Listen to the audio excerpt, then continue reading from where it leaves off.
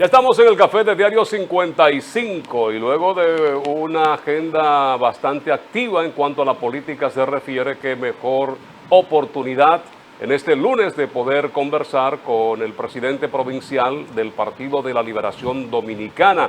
Además, funcionario en el gobierno pasado, tanto en Promese, ministro de Educación, que fue la posición más importante que pudo haber tenido en los gobiernos, o en el gobierno último del Partido de la Liberación Dominicana. Antonio Peña Mirabal está con nosotros, a quien damos los buenos días. Muy buenos días, muchas gracias por la invitación, orgulloso de estar nuevamente con ustedes aquí, compartiendo esta hora, conversando sobre temas que le interesan a la ciudadanía. Es así, mire, hay anunciado una rueda de prensa del exministro Fulcar con informaciones importantes, con primicias. ¿Usted tiene alguna información, usted como político? No, vi en las redes sociales un tuit, creo, de él, donde él manifestaba que hoy tenía una rueda de prensa, pero como no soy de esa parcela política, no sé si se va a referir a su partido o se va a referir al tema de educación, o sea, no tengo ningún tipo de conocimiento.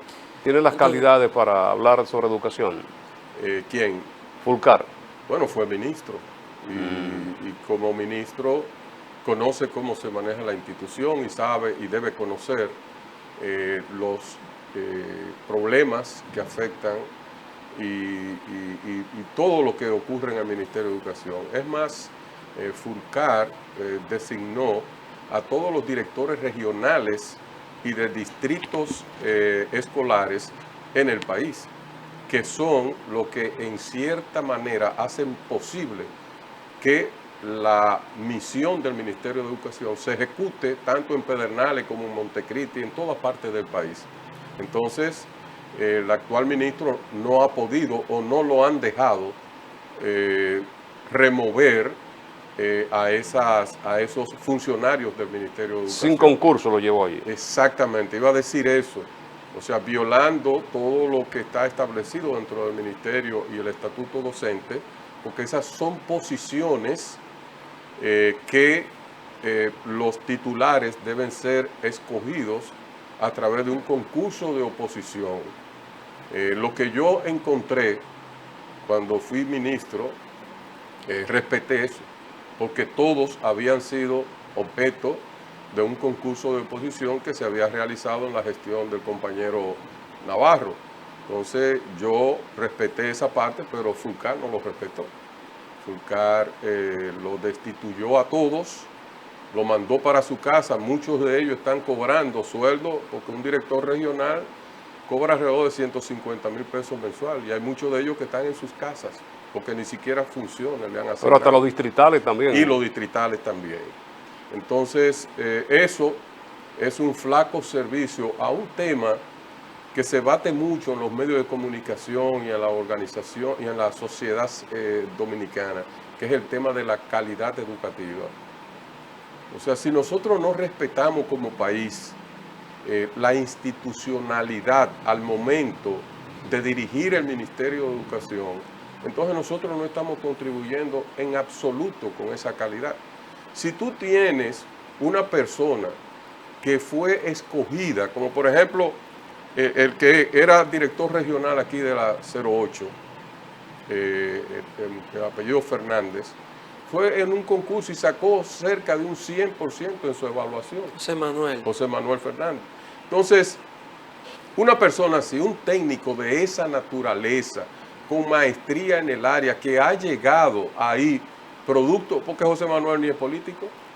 Así es. Ni es político siquiera, pero en el momento de escogerlo fue un concurso de oposición y usted lo ganó y eso el PLD lo respetó. Bueno, pues José Manuel fue sustituido en el caso de él por una maestra, pero que tenía más como 20 años fuera del sistema, totalmente desactualizada sobre lo que estaba ocurriendo en el Ministerio de Educación. Que haya tenido la capacidad quizás de poder rápidamente actualizarse, bueno, es otra cosa. Pero no viene con esa corriente de la institucionalidad en el Ministerio de Educación. Y siempre digo, si los que dirigen no tienen la calidad académica, la calidad institucional, la calidad humana para dirigir, bueno, pues no le exija que puedan transmitir calidad si usted no la tiene. Y el director regional, el director distrital en el Ministerio de Educación son figuras clave para garantizar que las cosas ocurran como deben de ocurrir.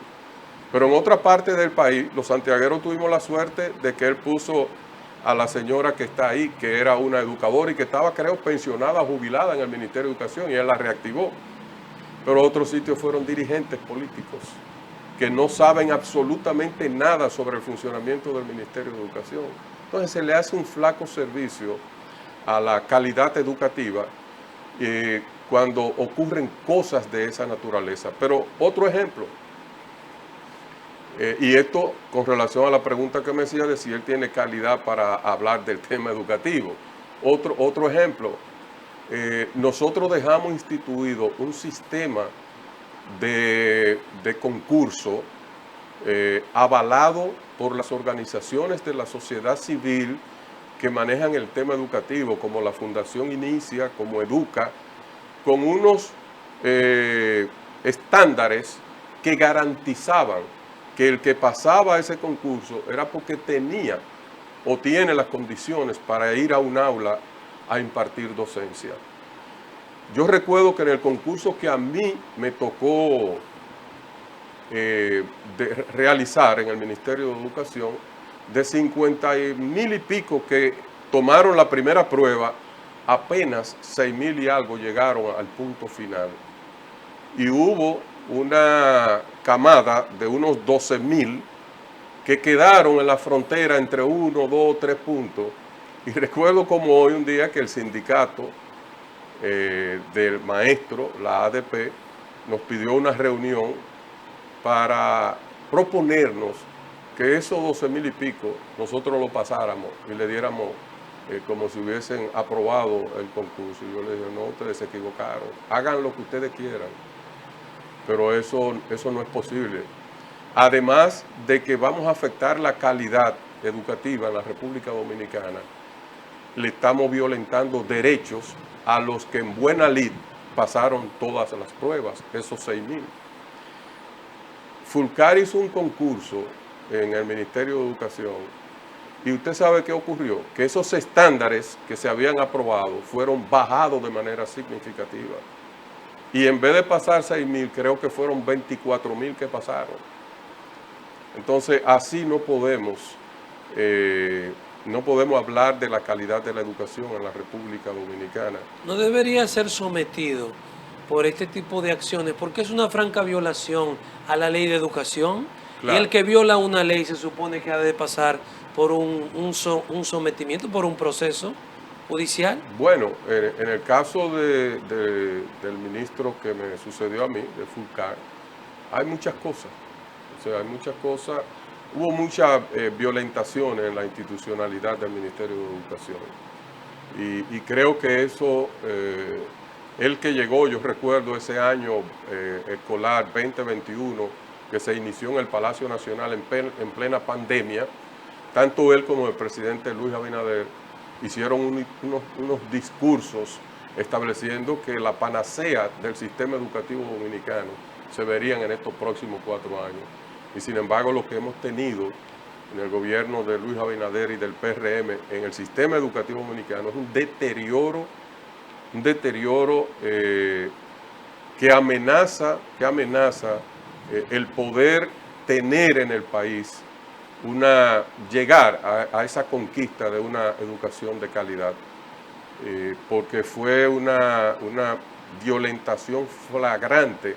Incluso yo recuerdo que en el Ministerio de Educación Superior, Ciencia y Tecnología, el MESIT, en la gestión del compañero Carlos Amarante Barret, del Ministerio de Educación, junto con Alejandrina Germán, creo que era la ministra de Educación Superior en esa ocasión, se logró establecer una resolución mediante la cual todo el que quisiera entrar en una universidad a estudiar educación tenía que pasar por 2 filtros, 2 pruebas.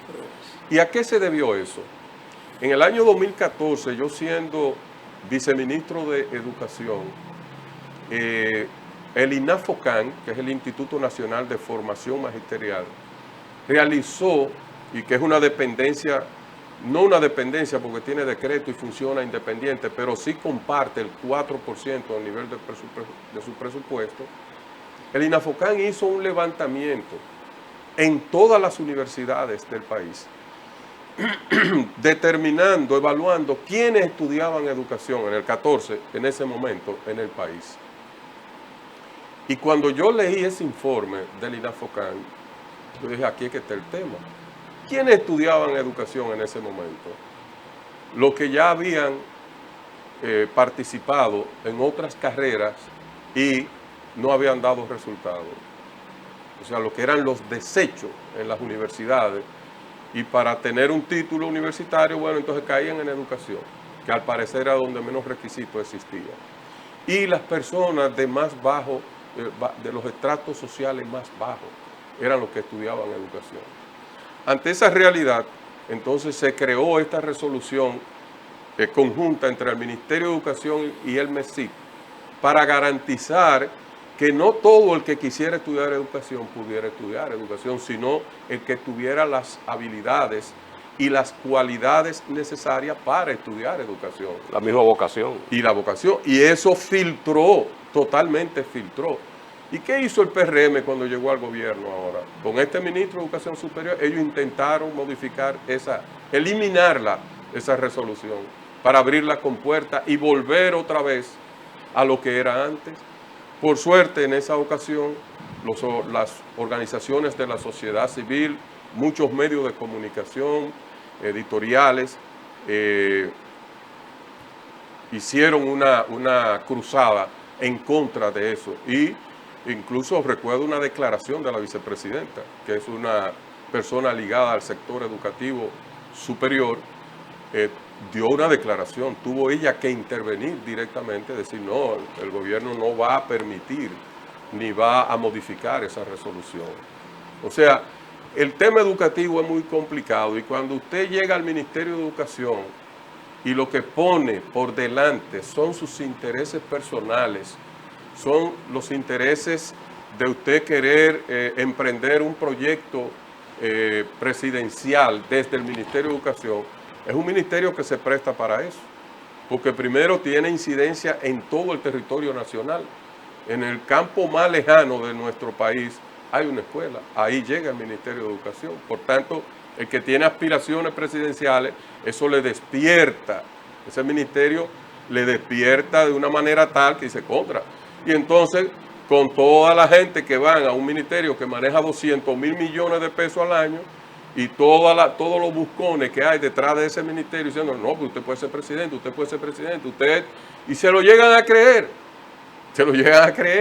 y por eso hemos tenido ex ministro de Educación que le gustó el cantito y se dejaron encantar de esa música. Incluso compañeros de sus partidos. Incluyendo compañeros de mi partido. ¿No se ha preparado el ministerio para manejar esa cantidad de fondos en favor de la calidad educativa? Respóndanos después del café. Sí, vamos a recibir a Xiomara, una mujer no puede dejar esperando tanto tiempo ahí parada, ¿verdad? Muchas Café gracias. Santo Domingo, lo mejor de lo nuestro, 3 presentaciones, Suardí, Perla Roja y Gran Sierra, cultivado desde Rancho Arriba hasta la Cordillera Central y Barahona. Café Santo Domingo, lo mejor de lo nuestro. Dejábamos esa pregunta en el aire. Parece que el Ministerio de Educación del 2012 a la fecha no ha contado con la estructura organizacional o presupuestaria para... El ministerio la tiene. ¿Qué es lo que ha pasado? Que no se le dé el uso adecuado, o sea, de que esas dependencias que existen en el Ministerio de Educación no sean utilizadas de manera efectiva para garantizar un uso adecuado de los fondos del ministerio es otra cosa. Recuerdo que yo fui viceministro financiero y administrativo del ministerio desde el 2013 hasta el 16. Cuando yo fui viceministro, implementé una unidad dentro del Ministerio de Educación para monitorear los fondos que se le entregaban o que se le siguen entregando tanto a las escuelas como a las direcciones regionales y distritales. Y yo personalmente, todos los meses, iba a una regional distinta del país, de las 18 que había en ese momento, no sé, creo que todavía quedan 18, y me reunía con el staff, con los directores distritales y con la gente que tenía que ver con la administración de los recursos. Iba con mi equipo de auditores a verificar el uso de esos recursos allá en las escuelas. Y ahí veíamos, venga acá, y esta escuela, ¿por qué esta escuela no ha ejecutado lo que se le ha depositado? Porque lo veíamos allá en el ministerio, que le depositábamos a una escuela 100,000 pesos para el mantenimiento menor de la escuela, un bombillo que se quemó, una puerta que se quebró, un baño que se dañó. ¿Y por qué esa escuela no ha ejecutado lo que se le ha enviado? Y veíamos 2, 3, 4 meses sin ejecutar. Y sin embargo, íbamos a los baños y los baños deteriorados. O íbamos al patio y el patio lleno de malezas. ¿Y por qué? Espérese, decía el director. Es que yo tengo miedo a ejecutar, yo no sé cómo hacer eso. Entonces entramos en un proceso porque determinamos que esa era una variable común en todo el territorio nacional. Porque un maestro, tú le pones a administrar recursos y un maestro no ha sido formado para eso. Entonces ahí decidimos que buscáramos una persona en cada regional y en cada distrito, un contador público autorizado que le sirviera de guía y de soporte a ese maestro que era director y era responsable de vigilar la buena ejecución de esos fondos para que le sirviera entonces de soporte. Pero hay puntos en el país donde tú no tienes ni siquiera un médico, mucho menos un contador público autorizado, y eso dificultaba. Pero sí el Ministerio de Educación tiene todo el entramado, una palabrita muy utilizada en esta época, tiene todo el entramado necesario para garantizar que los fondos que llegan a cada dependencia del Ministerio de Educación se ejecuten. Nosotros, yo en mi calidad de viceministro, en esa ocasión, todos los meses me reunía con ese equipo de auditores y veíamos quiénes estaban ejecutando, quiénes no, e incluso establecimos un sistema automatizado mediante el cual cada escuela les reportaba a la regional vía un sistema donde se escaneaban las facturas, la aprobación y todo eso. Cada escuela le enviaba a su distrito y el distrito a la regional y la regional al ministerio de manera sistematizada, digitalizada, toda la información para poder monitorear. Porque imagínese usted una escuela en Guayajayuco, en la frontera, una escuela allá, o en Río Limpio, en la frontera.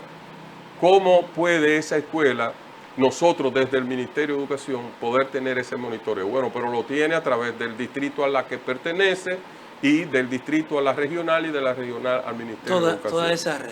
Toda esa red. Y ahí, mensualmente, nosotros teníamos esa supervisión de la ejecución de esos fondos. De manera religiosa nos reuníamos y cuando veíamos que alguna regional, algún distrito tenía alguna debilidad, entonces ese era el lugar que escogíamos en ese mes para nosotros visitar y reunirnos. Una reunión de día completo. En su gestión se llegó a permitir que niños se inscribieran sin sus documentos, sin el acta, como se está Mira, ahora. El derecho a la educación es un derecho universal. Y nada puede detener que un niño pueda, primero que un niño que quiera que sus padres deseen educación, se pueda interrumpir. Porque, o sea, no es como una persona que esté necesitando una atención médica de urgencia y usted, no, porque usted no es dominicano, yo no le puedo dar el servicio. O sea, eso siempre ha existido en el Ministerio de Educación. Lo único es que en el Ministerio de Educación, en el caso mío, nosotros, o sea, es una resolución que toma el ministro de cada gestión para garantizar eso, porque se daban muchos casos de no solamente extranjeros, sino también dominicanos niños de padres dominicanos que se presentaban y no tenían el registro. Entonces hay una unidad en el Ministerio de Educación, hay una unidad establecida que esos casos, entonces el ministerio incluso hasta financieramente ayuda a esa familia a normalizar ese niño. Y nosotros hacíamos ese trabajo cuando estábamos en el Ministerio de Educación. ¿Qué es lo que yo creo que ha destapado esto? Es que se haya quizá visualizado demasiado el tema. Ante la situación real que tenemos en República Dominicana, un vecino, un país vecino con los niveles de institucionalidad escasos, donde no hay un registro civil confiable, tú estimular eso representa crearte un problema de manera directa. Nosotros emitimos nuestra resolución, pero no lo estimulábamos por entender esa realidad que tenemos. Antonio, hoy se dice que 700 escuelas no estarán listas para el inicio del año escolar. Desde el Ministerio de Educación, cuando se le ha abordado sobre el tema de las escuelas que están en proceso de construcción, desde la gestión que ustedes regentaron, dicen que la paralización o no conclusión de la mayoría de esas escuelas obedece a que ustedes hicieron contratos sin la debida reglamentación jurídica. Y el ministerio actual ha tildado, ¿verdad? Se ha valido de esa razón para justificar por qué no ha podido concluirlo. ¿Qué tiene usted para decirnos con relación a Lo eso? tipifican como nudos legales. Exactamente, ellos lo han llamado un nudo legal. Te voy a dar dos explicaciones. La primera, recuerden que todas las escuelas que se iniciaron en la gestión del presidente Danilo Medina Sánchez, que por cierto hoy nos visita a Santiago en una actividad que tenemos como partido, todas las escuelas, rompiendo el presidente Danilo Medina con una tradición y una práctica que se venía ejecutando de asignar paquetes de construcción de escuelas a grandes constructores, grado a grado, muchas de ellas. Rompiendo con eso, Danilo implementó el tema de los concursos y se realizaron alrededor, creo que fueron 5 concursos para darle oportunidad a todo el que fuera ingeniero, arquitecto, todo el área de la construcción, darle oportunidad de poder participar y ser parte del presupuesto de la nación. Se sortearon 250 estancias infantiles en todo el territorio nacional y se sortearon alrededor de 1.700, 1.800 escuelas en todo el territorio nacional. De esas, el presidente Medina entregó 1.100, alrededor de 1.100 o 1.102 escuelas inauguradas, entregadas, funcionando. Hubo alrededor de 700 que estaban en ejecución, algunas de ellas semi-paralizadas por algunos problemas con los dueños de los terrenos en que se estaban construyendo. Pero dejamos más de 500 activas en construcción, de las cuales, de esas 500, alrededor de 450 estaban en una ejecución por encima del 50%. Y de ese 50%, como el 70% por encima de un 75% en ejecución. Es decir, si hubiese habido la intención y la voluntad política de querer terminar esas escuelas, hoy no estuviésemos hablando de lo que se está hablando en el Ministerio de Educación, que es alquilar furgones para entrar niños en esos furgones a darle clase, de construir aulas móviles. Las aulas móviles son una solución ante una emergencia y nosotros llegamos a comprar aulas móviles en el Ministerio de Educación, pero ante urgencias que se presentaban y que había que solucionarlas. Muchos de esos, todas las escuelas fueron por concurso, por tanto hubo una aplicación de la ley 34006 de compras y contrataciones del Estado. Las obras, un sorteo, se hicieron 5 sorteos, ya hay un contrato legal, y no hay una escuela que no haya sido sorteada, que no se haya iniciado su construcción sin ese contrato, producto de un sorteo de obra. Ahora, ¿qué fue lo que ocurrió? Muchas de esas escuelas, usted sabe, el Ministerio de Obras Públicas, para una escuela de 20 aulas, hacía un presupuesto estándar. Para una escuela de 12 aulas, un presupuesto estándar, para saber qué era lo que estábamos sorteando.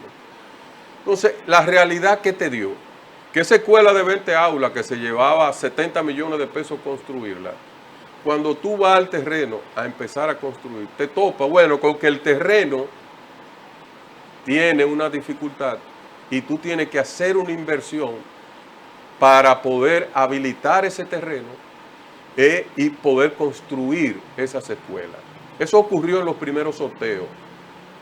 En lo que a mí me correspondió, yo nunca compré un solar que antes no se le hiciese el estudio de suelo al solar. O sea, no compré, y todos están ahí, en los expedientes, en el ministerio. Todos los solares que se compraron en mi gestión tenían un estudio de suelo para evitar eso. Porque muchos terrenos se compraron a la carrera, naturalmente guardando todo el aspecto del andamiaje legal necesario. Se compraron, pero hubo algún tipo de deficiencia. Por ejemplo, se compraron terrenos a sucesiones y hubo un momento en que apareció uno que no se incluyó en la sucesión y ese uno te paralizó la construcción de la escuela. Y el presidente Danilo Medina en eso era muy estricto, o sea, en el reconocer el derecho a las personas y respetar el derecho. Entonces, esa era una condición. Y hay escuelas paradas por eso, desde esa época, porque los dueños de ese terreno todavía no se han puesto de acuerdo y han solucionado ese tema sucesoral. Y está detenida la escuela.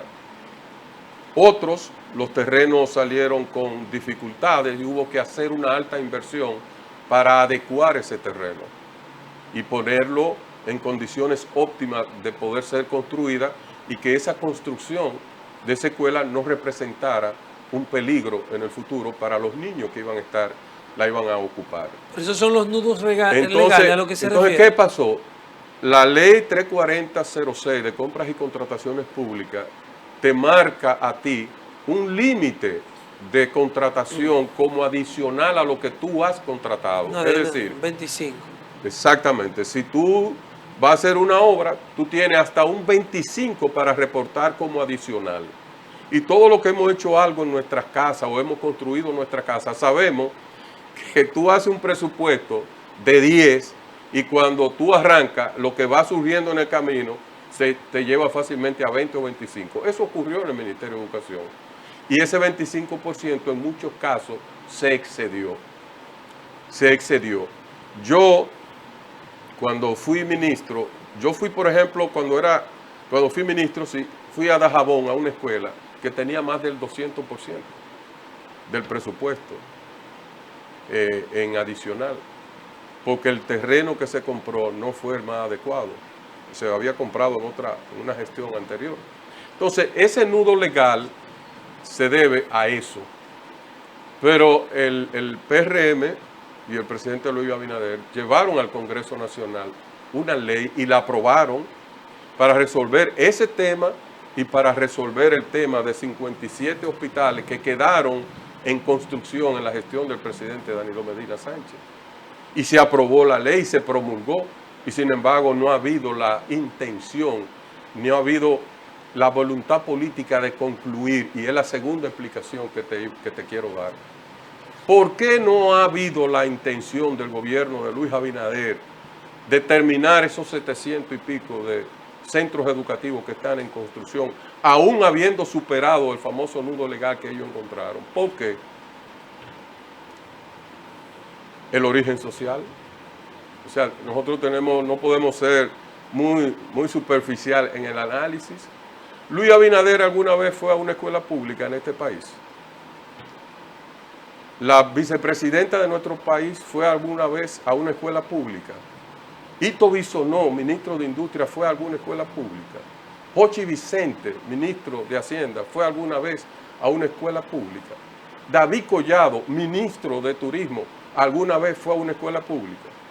Y si yo le sigo mencionando, este es un gobierno de los ricos de nuestro país.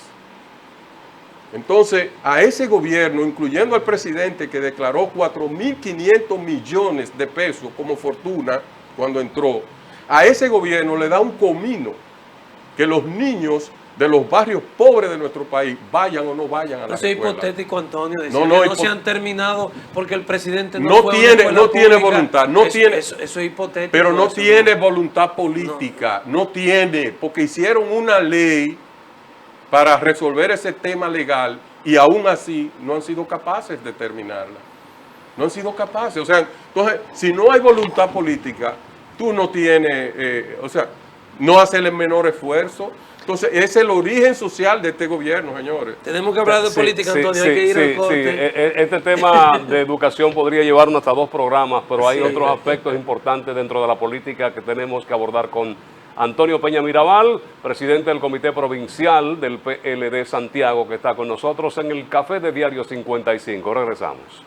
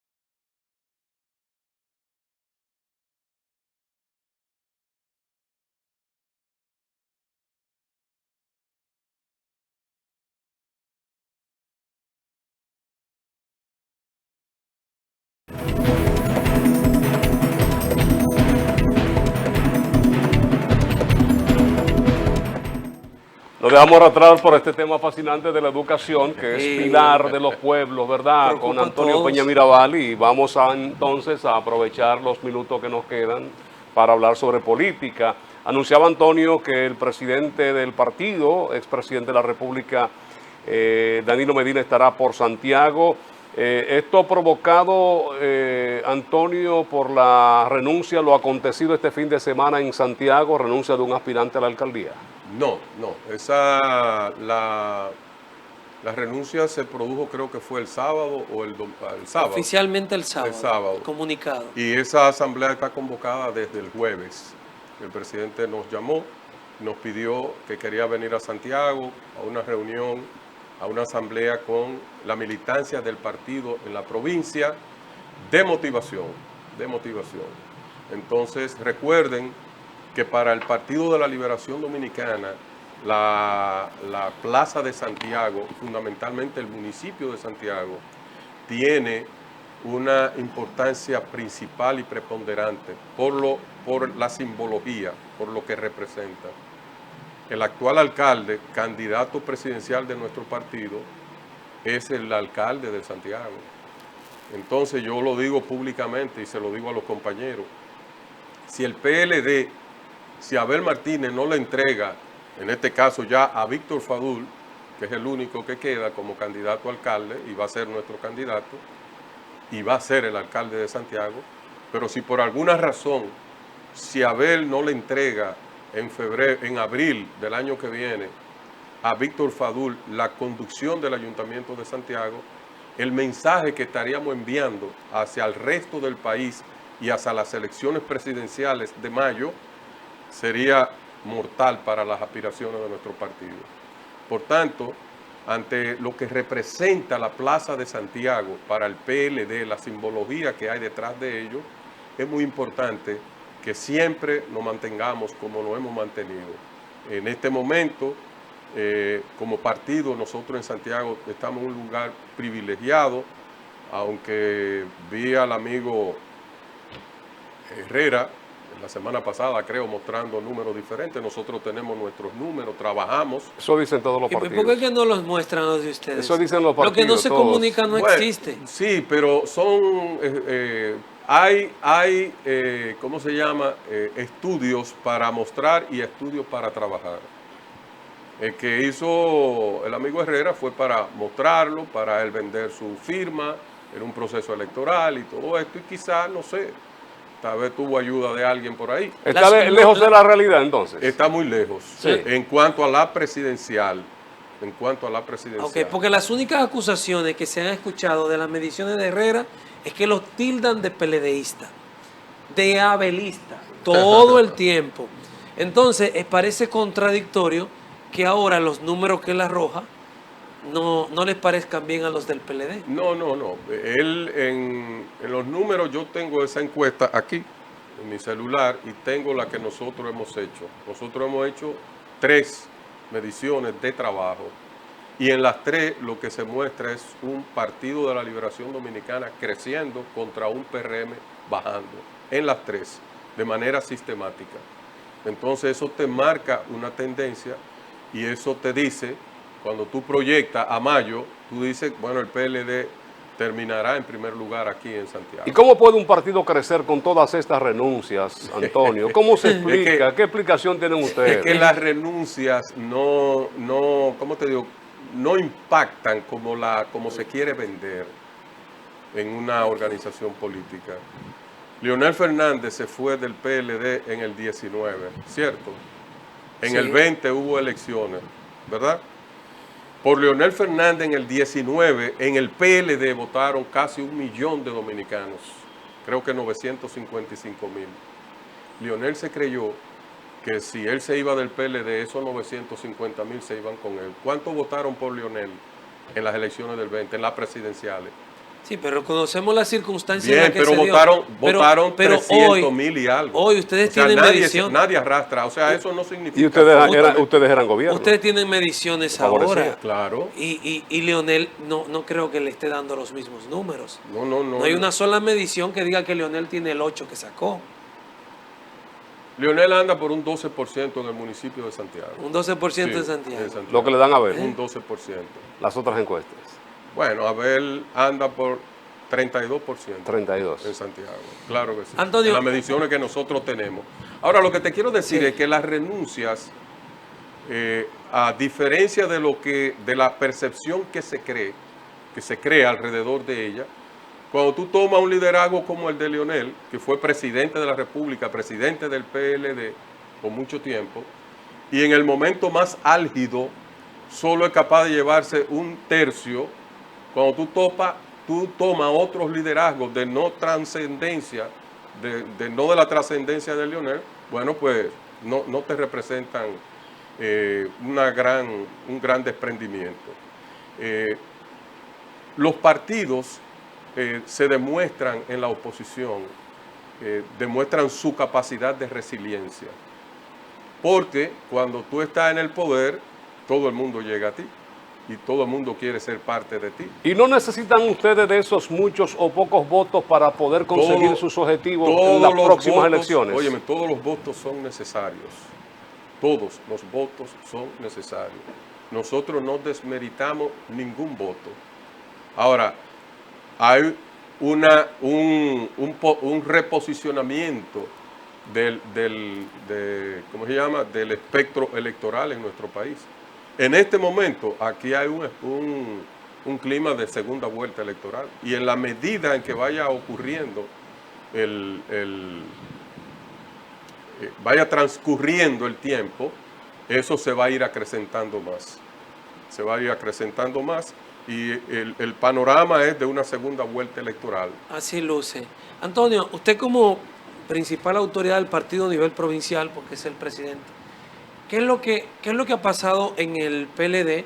Que Jeffrey dice que se va por imposición, pero el también candidato a la alcaldía por Sí, la Fuerza del Silvio. Pueblo, Silvio, dijo lo mismo.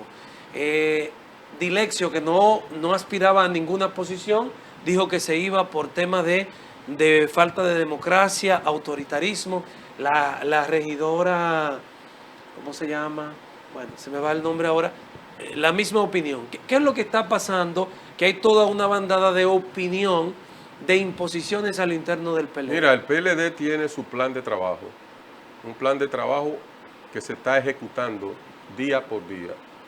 Nosotros tenemos en toda la provincia, en todos los municipios y en todos los distritos municipales de la provincia, un accionar permanente. Y hay días en que a mí me reportan de manera simultánea 3, 4 y 5 actividades en distintos puntos de la provincia. Ese ejército de hombres y mujeres que hacen posible eso, lo hacen de manera voluntaria.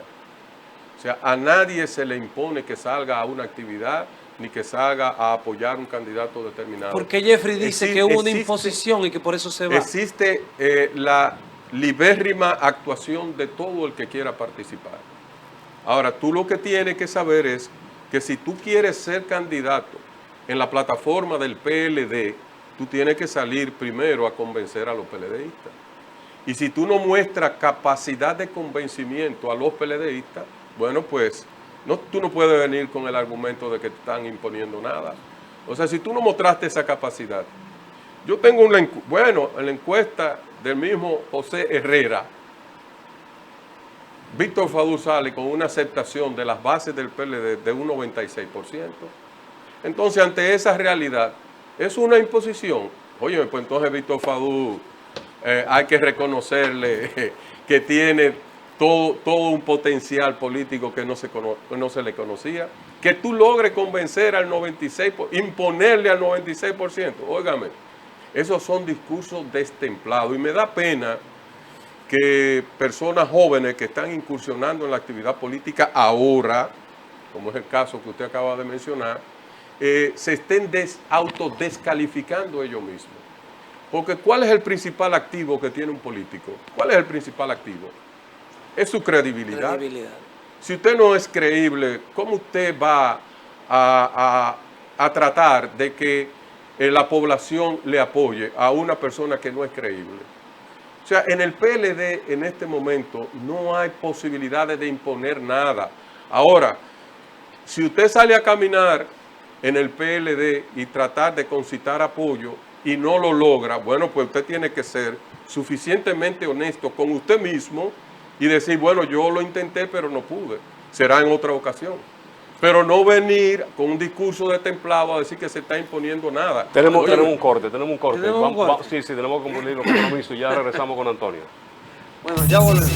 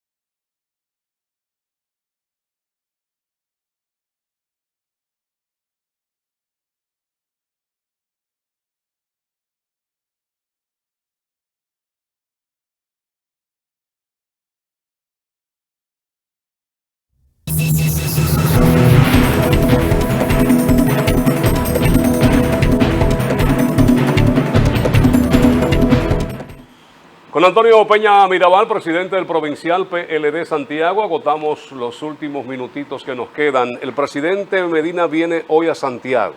Sí, viene. Agenda especial. Viene a un encuentro, como decía, en el Centro de Convenciones de UTESA, en la Avenida Las Carreras, a partir de las 3:30 de la tarde.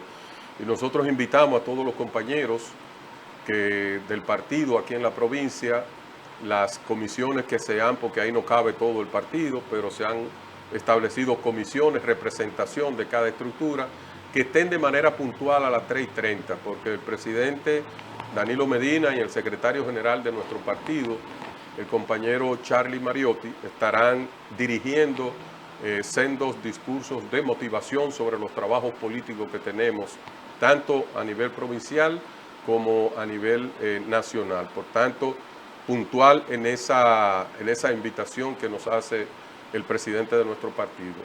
Y el domingo, este domingo 13, desde el Centro León, aquí en la 27 de febrero, ahí vamos a sacar una caravana regional que va a salir desde ahí a las 10 de la mañana y a la cual invitamos a todos los amigos y simpatizantes de nuestro partido a que nos acompañen en sus vehículos, y va a partir hacia Tamboril, Canca, Licey, Moca, luego vendrá Salcedo, Tenares, San Francisco de Macorís y terminaremos en La Vega. O sea, un recorrido con nuestro candidato presidencial que busca mantener activa esa demostración de fuerza que nosotros dimos el pasado mes de julio en Santo Domingo con la Gran Marcha de la Esperanza.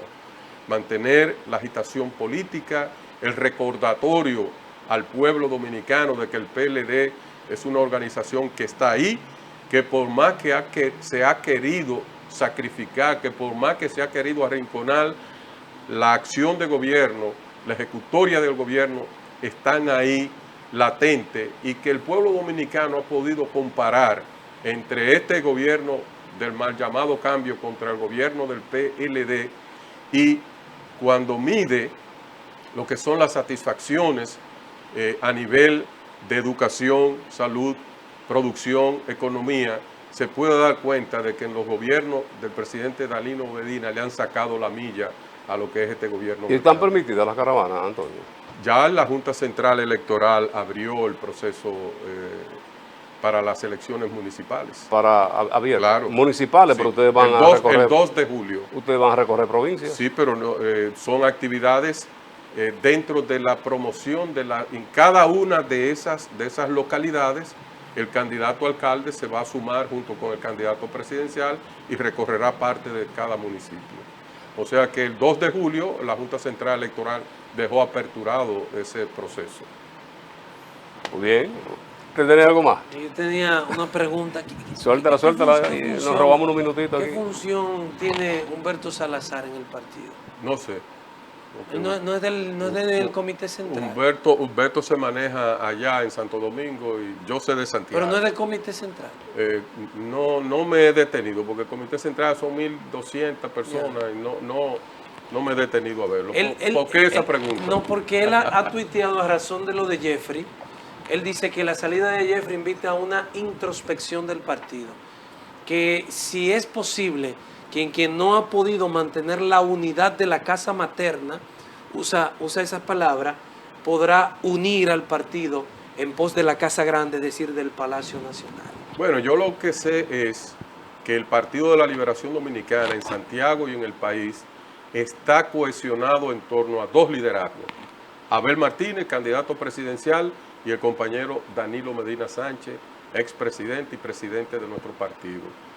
Todo lo que se derive de ahí hacia abajo, para nosotros, vuelvo y te digo, todos los votos son importantes, pero tú no, o sea, el que no quiera estar, sencillamente es una decisión propia.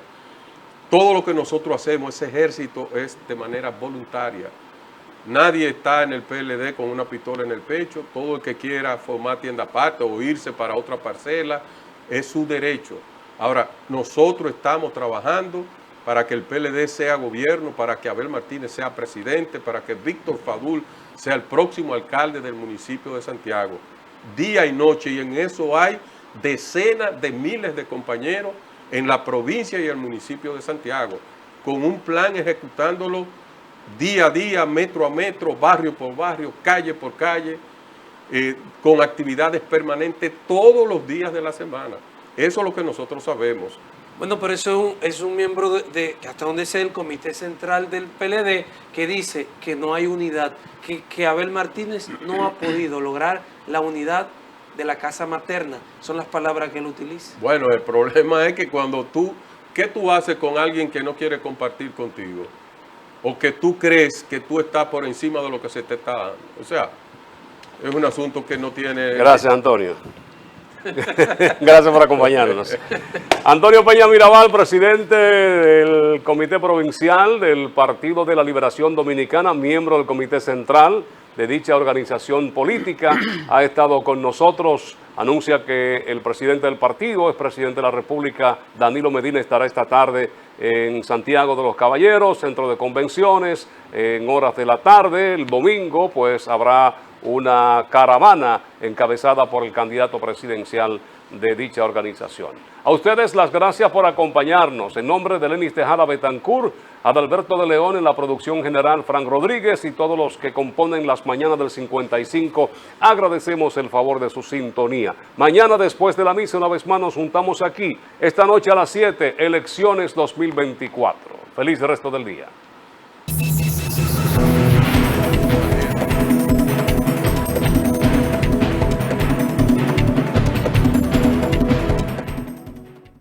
Somos tu imagen, somos